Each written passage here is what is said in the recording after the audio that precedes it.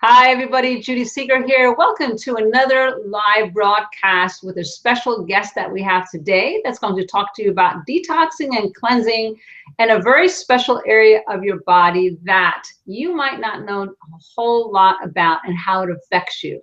So as always, we're going to get in with our special expert today and get into the details so you understand why it's so important to cleanse and detox different areas of your body to have the health that you're meant to have.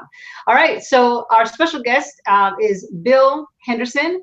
I've known him for years. I love this guy. I respect him. I admire him. He's done a tremendous amount of work working with people with all different kinds of cancer. He's a great coach.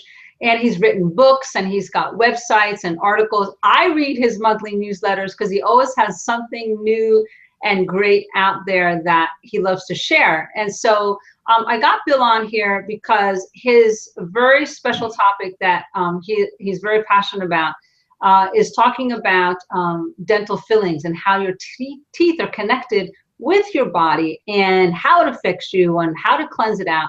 So we're going to get into all that. Get ready, take notes, and as always, make sure that you are part of the circle that I have to get updates on this and understand all that I'm doing and teaching you about detox and cleansing. And that's on my website, www.judyseegerdetox.com. It's judyseegerdetox.com, and we'll make sure that you get emails and information about special guests like Bill Henderson. All right, so let's get into our time with Bill. Bill, thank you so much for being on here today.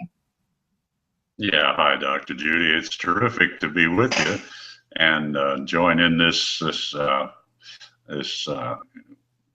business you have about detoxing. It's very interesting, I think, and you're what I consider the expert on it, and I think everyone should pay a lot more attention to you.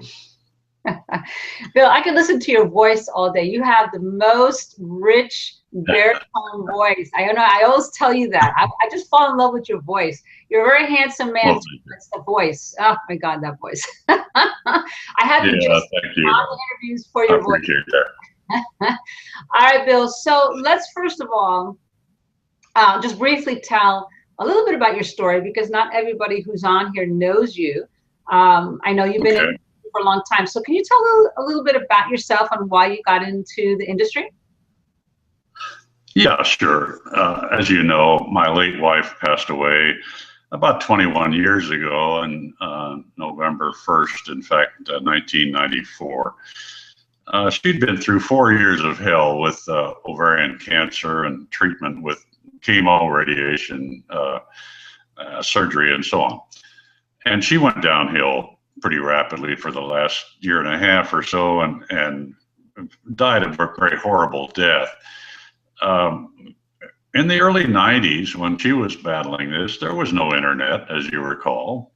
There was no real source of information about alternatives. You know, what do you do instead of chemo, surgery, radiation, whatever? There were no sources of information. At least I didn't find them. Well, along about 98, I became aware of the information on the internet, even then, I mean, this is 17 years ago now, about natural cancer healing and all of the different methods that have been used by people, even at that time, for almost 85 years or so to heal cancer. And I was puzzled as, you know, why didn't we do some of this when I was trying to help my late Marge and so on? Well, what I did basically is make a commitment at the time, late 90s, to try and help as many people avoid her fate as I could. And I've been doing that ever since, and it's been a wonderful experience, believe me. This is the most fulfilling part of my life, and my life is only 83 years so far. I've got 30 more or so to go, but this is the best so far, believe me.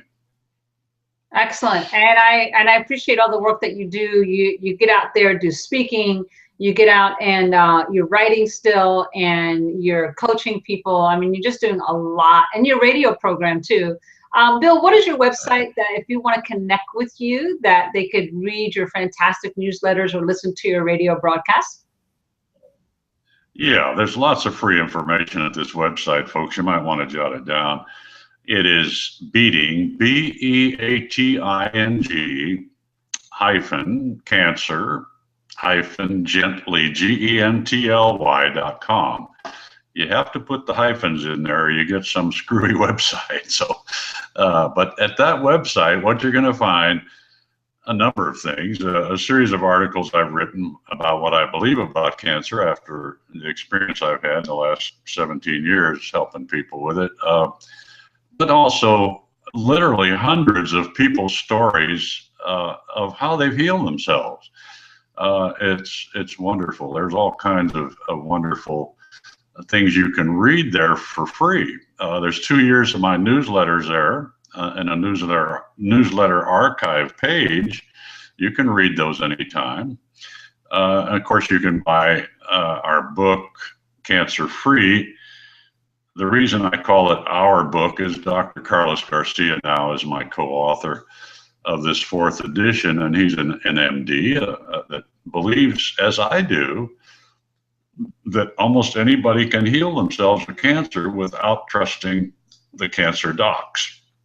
So that's, I'd recommend people take a look at the website. Lots of information there. Excellent. Yeah, and I really do appreciate all the stuff that you have on there. Lots of great research, lots of good information. So I encourage the viewers to get on there and take a look. All right, Bill, so let's get into our program here. One of your biggest passions is teaching people about their teeth and the amalgams and how that harms them and the connection with cancer. So let's first of all explain to them what is the connection? What's the deal with amalgams in your teeth? What's wrong with that? Yeah, good, great question. Obviously, it's something that's so foreign to most people that don't even think about it. And I think the reason, of course, is that the doctors, cancer doctors in particular, have no knowledge at all of this. They don't ever explore the dental issues with their cancer patients. And dentists are in denial about it, strangely enough. They are basically saying that root canal filled teeth are okay. Mercury amalgam, is at least a lot of the dentists have stopped using mercury amalgam, but a lot of them still use it as for fillings. The wisdom tooth removal and other teeth that have been taken out, no problem. This is the dental approach, and it's the American Dental Association's official party line. Okay. What I found, which is interesting, is that the main reason for this appears to be protecting the members of that organization, the ADA, from liability. Because once people learn what I've learned about the intimate relationship between our teeth, our jaw, and everything going on in our mouth with organs in our body, a lot of them would presumably sue the dentist that did the work in their mouth, because it is the primary reason people get cancer, in my experience. Now, how do I know that, Dr. Judy? Really, people wonder about this. How do I know this is such a primary cause? Well, I always explore the causes with these people that I work with. Why did this cancer happen to you? And we try to nail it down. And what I've learned from them, literally, this is not my theory, but I've learned from them that there are only 3 major causes. One is emotional stress type issues that are unresolved from the person's past, fairly recent past, 3-4 years before the cancer is diagnosed, is the important part of the issues. The second thing is the dental toxins issue, and the third is simply what we put in our mouth. Well, those 3 things seem to be the primary cause of cancer for just about everybody. But the dental toxins thing, my experience, 95% of the time is the primary cause. And the reason I know this is because people have tried everything else. They come to me after chemo, radiation, surgery, whatever, and recognizing it isn't working. And, they wake up and realize they have to take charge themselves and get themselves well. So they read our book, or they read somebody else's book, whatever, and they start doing things that are more sensible to themselves. They change their diet, they start taking supplements that are appropriate, and so on. They feel better, they may get more energy, but they don't heal the cancer. Finally, this is hundreds of people now, believe me, when they get to a good, competent dentist that I send them to and get their jaw cleaned up of root canal filled teeth, we can talk about that if you like, cavitations where they've had teeth removed before, and mercury amalgam and so on, they get well. 6, 8 weeks after they've gotten their jaw cleaned up, they're over the cancer. And this is hundreds of people now. It is obvious to me that this is the primary cause. And it's not just me. I mean, I've studied lots of other people. Paracelsus Clinic in Switzerland is one example. Dr. Thomas Ray runs the clinic there. And he did a study back in 2004 of the last 150 women who had come to that clinic in Switzerland for treatment of their breast cancer. And what he found was that 147 of those women had a root canal filled tooth in their mouth directly over the original breast tumor. And this is pretty obvious. If a woman did a thermogram when she got suspected that she had breast cancer or whatever, in almost every case on the thermogram, if it includes the head, you will see a hot spot in the jaw directly over the breast tumor. I mean, this is obvious. And what I've studied a lot is how does this intimate relationship develop between the mouth and the organs and so on? Well, it turns out that it's more intimate than any other organ in our body. It is even more intimate, I think, than the brain, if that's possible. And it turns out, there's been a lot of research done on it, that every one of the 32 teeth in our jaw, or where we've had teeth, are directly connected to certain glands and certain organs in our body. And it is, the old Chinese meridian system in a way that a certain tooth over a particular meridian will affect the organs on that meridian and so on. But what I've found is that, an infected tooth or a problem with a root canal, whatever, in any part of the jaw can affect any organ in the body. It's pretty much not an exact pattern, but in any case, the root canals, about, let's see, 92 years ago, in 1923, a 20-year study was completed on root canal filled teeth by a Dr. Weston Price. He was the leader. He was the American Dental Association did not exist at that time. There was a previous organization, but he was the head of their research department. And he got 60 other dentists together after he began discovering how fatal root canals were to people. By doing some experiment, he got all these dentists together and they tried to figure out a safe way to do a root canal filling.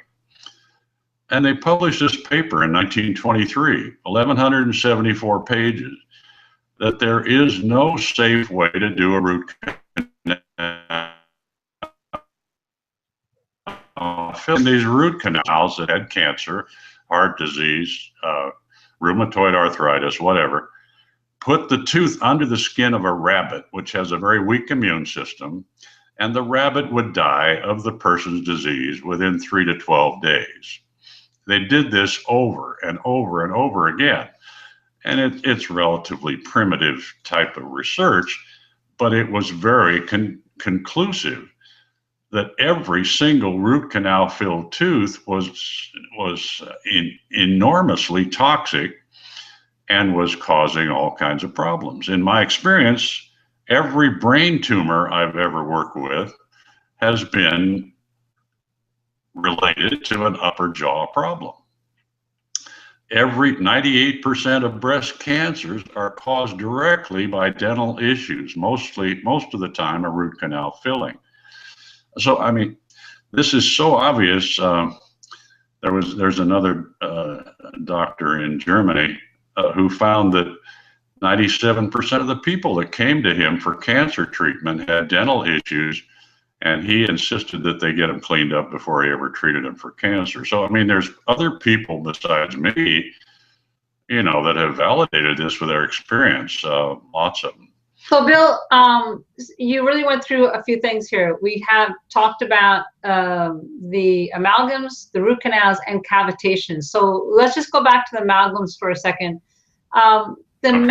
What is it in the amalgams that causes the problem? Let's explain that, because you're making a great connection with that each tooth is connected to an organ that actually can cause problems, especially with cancer. But what is it in the amalgam, which is what we normally call silver fillings, that most of us have grown up with? What is it that's harmful in that? Yeah, well, there's the so-called silver filling, as you mentioned, which most of them look silver, at least before they turn black. They are a combination of metal, and part of that metal, 51% of the metal combination is mercury, and the others are things like zinc and nickel and so on. The mercury, of course, is very, very toxic, but it also, you know, for the dentist is very easy to perform a filling with. Of course, if they work with the mercury without protecting themselves, they all get sick from it. But the idea behind the mercury filling was that it's a simple, easy way to get a filling in a tooth that will adhere to the enamel and be permanent, more or less. The only problem with that is that every time you chew on the tooth with the mercury amalgam filling in it, the mercury gets released. You know, there's a video on YouTube that people can look at, which shows the mercury vapor coming off of one of these teeth that was done with the filling, you know, 25 years before, whatever. In other words, it never stops. The mercury keeps coming off of these things. And if you look up the effects of mercury on the body, you'll be horrified if you have some of these teeth.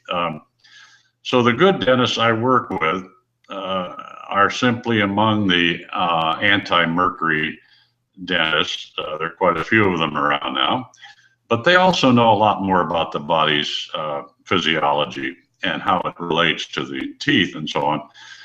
So they replace the mercury amalgam with something called a composite, which is simply something that looks about like enamel. You know, I've had several of them put into my teeth to replace the mercury amalgam. Some of them have some metal in them, the composites. And this is why people need to be careful, very careful about getting mercury amalgam fillings removed. Because depending on how the dentist does the removal, it can cause enormous buildup of this mercury vapor that gets absorbed by the body in the process of changing out the mercury amalgam fillings. So it's vitally important to get a dentist that knows how to do this correctly. I interviewed Bill, let me ask you this. When they get the amalgams out, first of all, they have to go to a specific dentist, which is called a biological dentist. And so that's important. Yeah, who knows what they're doing, because you refer to that. But then the next thing is people say, well, now I have all this mercury poisoning in my body, which it really is prevalent when you start having brain fog and fatigue and nothing seems to work. A lot of times it's that mercury. I know I had it myself. And what do you recommend for getting rid of the mercury in the body? Let's talk about some of those options. Yeah, good point. The mercury amalgam, or the mercury that's emitted from them, it collects in the body's fat cells. You know, the body doesn't know how to handle mercury. So, like a lot of other things, chemotherapy and so on, it'll store it in your fat cells in your body. And releasing that and getting rid of it is important. But again, it's something you have to be careful with, as you know. The detoxing and cleansing is super important, but you have to do something that removes these things, these toxins from your body, not just freeze them up to go somewhere else in your body. So, the mercury amalgam removal, as you know, is one of the major things that people need to do when they start the detoxing process. And, I've had a lot of people who have been to you and done it with you and found that it really helped them a lot. When they get rid of the mercury, then a general detox is very important, and we could go into that if we have time. But here's the next thing: is you mentioned the root canals, and a lot of times people are like, "Well, I already had a root canal. What can I possibly do to fix that?" What do you recommend for those people who've already had root canals, Bill? Well, again, there's no cure, no healing of a root canal filling. It has to be removed. The tooth and the ligament surrounding the tooth and the jawbone that's always infected around the root canal tooth, those have to be removed correctly by a dentist that has experience enough to know how to do this correctly and not leave the inflammation in the jaw that is created by the root canal filled tooth. In other words, just removing the tooth itself is not adequate.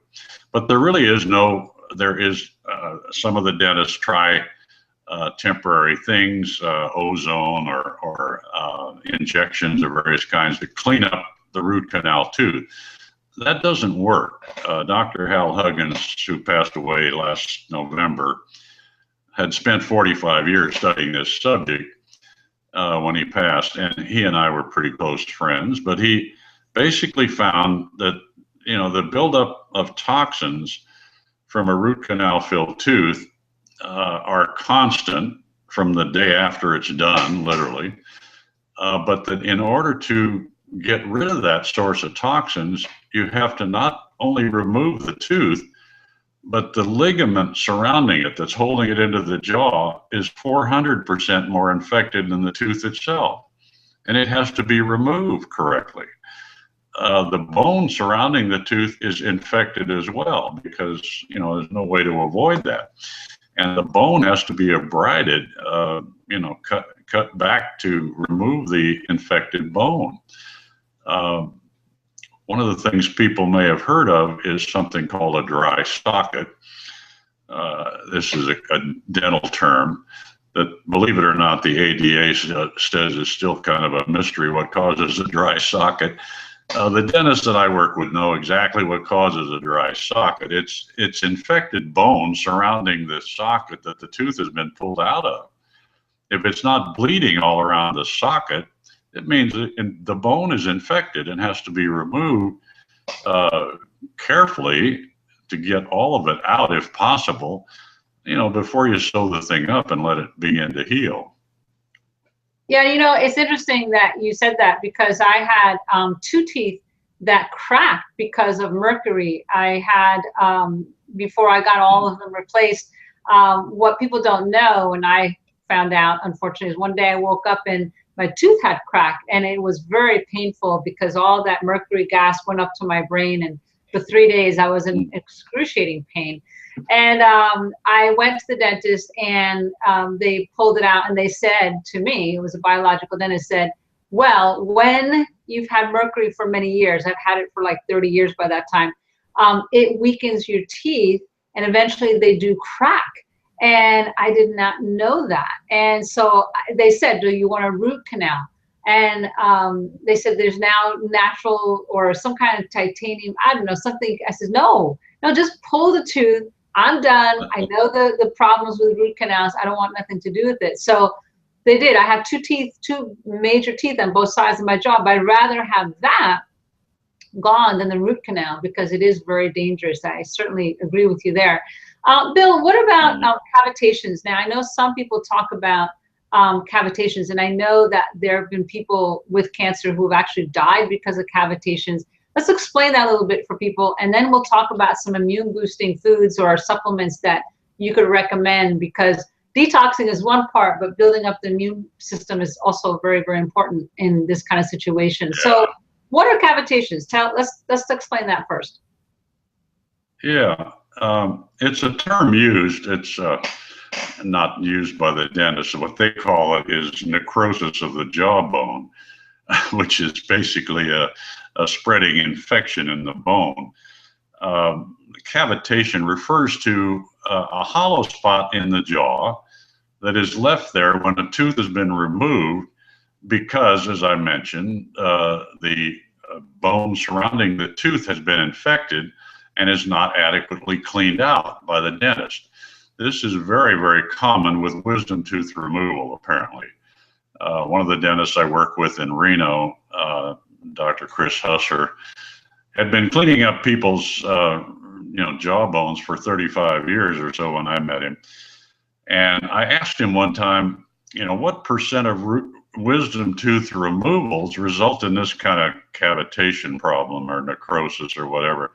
And he said 99%. Now, I think he was exaggerating a little bit, obviously. My personal experience was that 50% of the wisdom teeth I had removed more or less at the same time at age 22 when I was in the Air Force.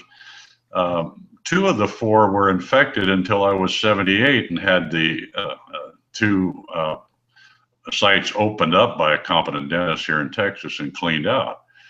So, I mean, this is very common with people, particularly wisdom tooth removal, because this is so common. Most people have them removed at some point. And the infection from those, the necrosis of the jawbone is a good term, but you could also call it gangrene. Basically it's bone that is infected and is spreading slowly. The alveolar bone, where our teeth are in our mouth, grows very, very slowly. So these infections from wisdom tooth removal or whatever, cavitations as they're called, grow so slowly that generally they're not, and they don't show up on an x-ray, they're not identified by most dentists. Yeah, that's the problem. What about biological dentists? Where can people find? Do you have a list on your website, Bill, or how do you recommend them? Well, yeah, I keep the list up to date, so I update it all the time because I get feedback from people about a new dentist that I don't know about, and I look into him or her and add them to the list if they meet the qualifications, or I take them off the list if I get a negative feedback. So the list is pretty dynamic. It's available to anybody that does the coaching service that I do, which is available at that website I gave you, the Beating Cancer Gently. There's a coaching page there. And I do this 3 or 4 times a day with people on the phone and Skype all over the world, literally. And we talk about, which dentist that I would recommend they go to. And so this list is available to the coaching clients that I have. And, it's pretty, and I know personally most of the dentists on the list, not all of them, but I have very good feedback on them or they would not be on my list. Okay, excellent. That's a good resource to have. All right, so somebody has found out that they've had, mercury in their mouth and now they're getting things changed. But as you know, their immune system goes down quite a bit. So what are some of the things that you help to build up their immune system then, Bill? Well, yeah, we advise people on this every day. Obviously, I like a particular substance that we recommend called beta glucan from a source that we recommend because it's in the beta glucan, which is all over the place from different sources. This particular brand is in the top 5% of the quality of the beta glucan and has proven very effective. It's been tested, in university labs independently, compared to lots of other immune boosting products, and found to be, the superior one. So I like that. people take that regularly, obviously, for their immune system to rebuild. Some of the other things we recommend, the cottage cheese flaxseed oil, for example, does a pretty good job of rebuilding the immune system cells, and several other things in our regimen. Well, hay barley power pills, for example, certainly the Daily Advantage multivitamin we recommend. All these things have an effect on the immune system. But obviously there are other ways to remove the challenges for the immune system, which is the type of thing you're the expert on. The cleansing and detoxing, of course, is always going to make your immune system more efficient, right? Absolutely. Colon and liver. It's got to be the two major organs that get cleansed out. Colon and liver, and in that order, colon first and then liver, for sure. Yeah. What about the kidneys? Is that can be done anytime? Yeah, well, normally I teach colon and liver, and then do that cleanse, and then do a colon and kidney cleanse after, because kidneys are huge in detoxing heavy metals and that. So do one and then the next, and and then just keep alternating that. That's a great program. So that's very important. Yeah. And then you also, I'm sorry, go ahead. Yeah, it sure is. I know I've done some of your program myself, and it works. It's excellent. And then you had certain foods that you recommend as well, right, Bill? Well, yeah, I recommend people look at some kind of tinctures that are tailored specifically for cleansing particular organs. You know, there's certain mixtures of herbal tinctures that have been found good for, you know, the kidneys, the liver, the colon, etc. But I also recommend colon hydrotherapy for people. I don't know what you think of that, but I like them to go to somebody local. Usually it's not a doctor's office, but, you know, I had it done myself in California several years ago. But about 3 sessions with a good colon hydrotherapist will get people started down the right path as far as cleansing. Because as you know, the colon, dealing with all of these toxins that you're going to be releasing, the colon has to be fairly efficient, more so than most of our colons are, unfortunately. Yeah, for sure. So the takeaway from this, as we're wrapping up here, Bill, is that people need to understand that their teeth are toxic if they have silver fillings, and they need to go get it taken care of. And if they've had root canals, any kind of infection in their mouth, cavitations, needs to be taken care of by going to a biological dentist. And your up-to-date resources on your site. So can you tell people that website again, Bill? Sure. It's beating, BEATING, and then a hyphen, cancer hyphen gently, GENTLY.com. And what you want to look at, I mean, there's a lot of different information there, but look at the coaching page there, and it'll describe the coaching I do daily for people, you know, all over the world, literally. And, you know, I can help you, I'm pretty sure, heal yourself. If you don't have enough information to do it already, we'll try and help you with your personal condition.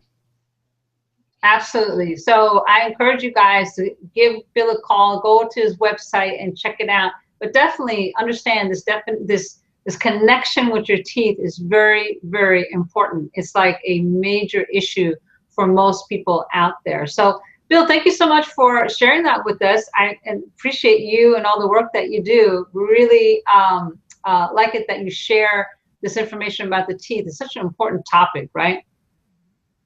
Yeah, it sure is. And I thank you very much, Dr. Judy, for helping me get the word out about this, because it's so foreign to most people, and certainly to doctors and dentists. So people kind of about it from us, I guess. That's right. We'll be doing some more projects together, so stay tuned, everybody. Thank you so much for watching. We'll have links below so that you could get in touch with Bill and learn more about where to find a biological dentist so you could detox, cleanse, and live the life that you're meant to live. This is Judy Seeger. Thank you so much, everybody. Take care and God bless.